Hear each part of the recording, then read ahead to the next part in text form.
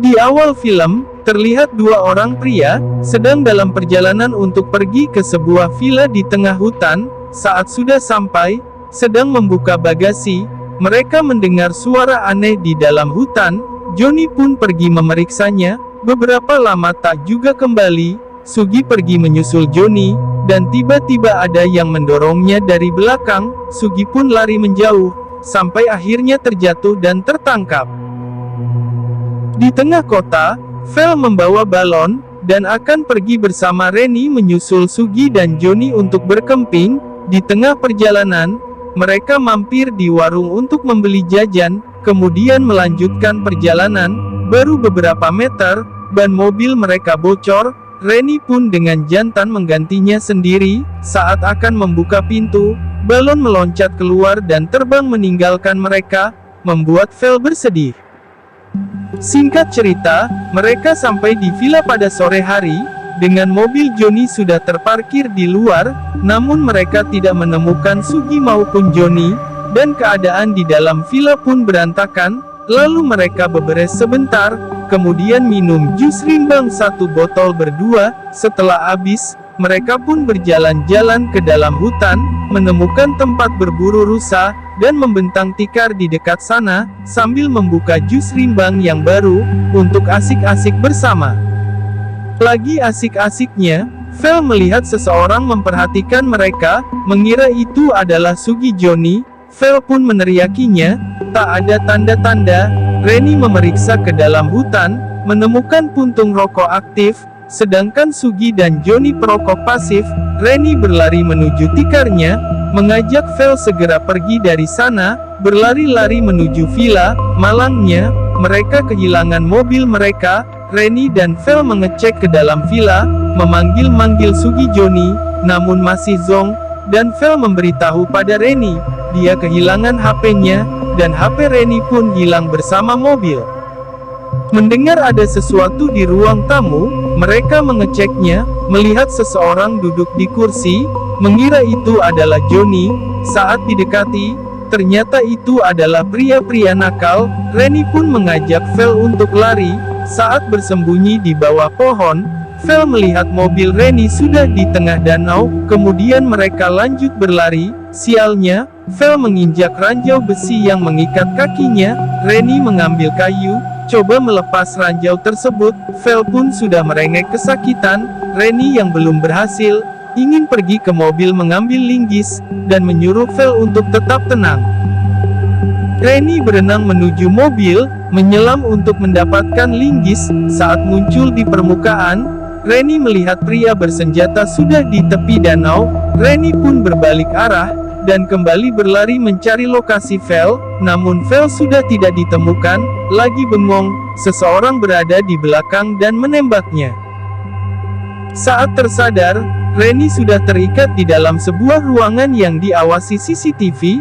Rennie coba mengintip jendela, melihat seorang wanita di rumah seberang, dan ternyata wanita itu bersama pria yang menangkapnya. Melihat itu, Rennie lelah dan tidur.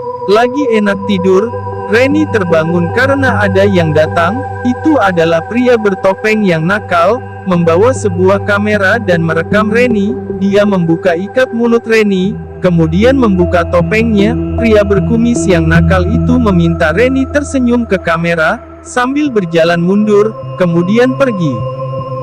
Terlihat Rennie sedang sakit perut. Seorang wanita mengunjunginya, mematikan CCTV, memberinya segelas jus semangka. Rennie yang lapar lahap meminumnya. Kemudian Rennie meminta bantuan wanita itu, namun wanita itu menolak.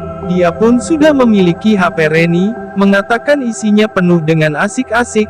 Lalu wanita itu pergi. Di ruang CCTV, wanita sedang menyaksikan para pria nakal akan mengkapak Sugi, sambil merekamnya, sedangkan Rennie dalam keadaan semangat, berusaha membuka ikatannya. Berkat tenaga kejantanannya, Rennie berhasil melepasnya. Kemudian wanita melihat CCTV di ruangan tempat Rennie sudah kosong. Dia pun segera ke sana, membawa tongkat. Saat masuk ke dalam, Rennie mendekapnya, namun wanita itu bangkit untuk memukul Rennie. Rennie yang kuat, berhasil membalikkan keadaan dan melumpuhkan wanita itu. Kemudian Reni pergi keluar. Saat sedang berlari, Reni mendengar suara jeritan Vel dari sebuah rumah. Di dalam rumah itu, Vel dan Johnny terikat bersama dua pria nakal beserta kameranya. Pria itu menutup mulut Reni. Pria-pria nakal itu sedang siaran langsung di sosmed, dengan Johnny yang terikat adalah objeknya. Kemudian pria berkumis memasangkan topeng ke temannya, sambil direkam dan lampu yang bersinar, pria bertopeng mengkapak Johnny, dan Reni juga menyaksikannya di sana.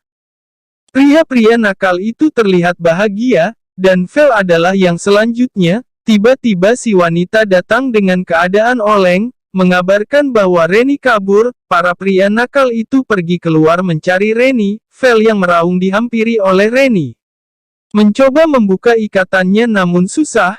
Reni pun mencari sesuatu yang bisa membantu. Menemukan cutter, Reni berhasil membebaskan Vel. Vel yang pincang membuat ramuan di wastafel, dan terdengar akan ada yang datang. Reni pun bersiap dengan tongkatnya. Ramuan Vel pun telah selesai, meminta Reni untuk menyiramkan ke wajah pria yang datang. Saat pria itu masuk, melihat Vel sudah tidak ada dan langsung saja, Reni dari belakang menyiramkan ramuan Vel, membuat wajah pria itu terbakar dan dia lari keluar. Reni dan Vel pergi keluar menuju rumah utama pria nakal, dan menguping di luar. Para pria itu berpencar mencari Reni dan Vel. Saat rumah kosong, Reni masuk ke dalam mencari kunci mobil. Vel melihat pria akan menemukan Reni. Saat berpapasan, Reni berhasil menjatuhkan senjata pria itu, dan terjadi pertarungan pejantan. Namun tiba-tiba, Vel mengkapak kepala pria itu dari belakang. Vel dan Reni pun berjalan dan menemukan ruang CCTV. Di sana mereka mengetahui pria-pria nakal itu mengirim semua adegannya di sosmed, membuat mereka terheran-heran, dan si wanita datang menodongkan senjata. Namun Reni berhasil melumpuhkannya. Vel menyuruh Reni menembak wanita itu, namun Reni tak mau. Reni malah mengambil TV dan menghantamkannya ke wanita tersebut, hingga kepalanya pecah. Kemudian Reni melihat di CCTV, masih ada seorang pria nakal yang mencari mereka di tempat berburu rusa. Reni dan Vel pun menuju ke sana. Reni bersembunyi di balik pohon dan memanggil pria itu. Terjadi tembak-menembak, namun malangnya peluru Reni habis. Reni pun angkat tangan dan menyerah. Pria itu mendekatinya dengan pistol. Saat akan menembak Reni, dia tertembak duluan oleh Vel dari tempat perburuan rusa. Reni dan Vel pun berhasil selamat. Mereka berjalan ke jalan raya dan menemukan tumpangan.